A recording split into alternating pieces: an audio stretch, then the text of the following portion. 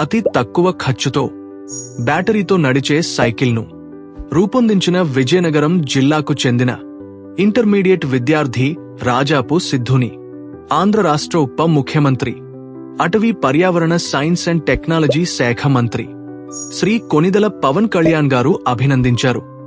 వినూత్న ఆలోచనతో సరికొత్త ఆవిష్కరణకు రూపమిచ్చిన సిద్ధు గురించి సామాజిక మాధ్యమాల ద్వారా తెలుసుకుని అతన్ని మంగళగిరిలోని క్యాంపు కార్యాలయానికి పిలిపించుకుని ప్రత్యేకంగా మాట్లాడారు.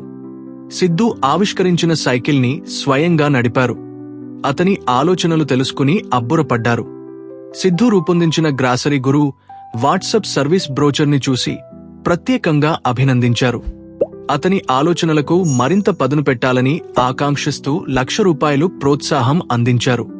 ఆ సైకిల్పై సిద్ధుని కూర్చోబెట్టుకుని నడిపారు. విజయనగరం జిల్లా జాడవారి కొత్తవలస గ్రామానికి చెందిన సిద్ధు దూరంలో ఉన్న కాలేజీకి వెళ్లేందుకు స్వయంగా ఒక ఎలక్ట్రిక్ సైకిల్ తయారు చేశాడు. 3 గంటలు బ్యాటరీ ఛార్జ్ చేస్తే 80 కిలోమీటర్లు ప్రయాణించగల ఈ సైకిల్ సామాజిక మాధ్యమాల్లో వైరల్గా మారింది. ఇతని యువతలో ఉన్న టాలెంట్ దేశానికి మీకు ఉపయోగపడాలి అని కోరుకుంటున్నాము. దీనిపై మీ అభిప్రాయాన్ని కామెంట్ చేయండి.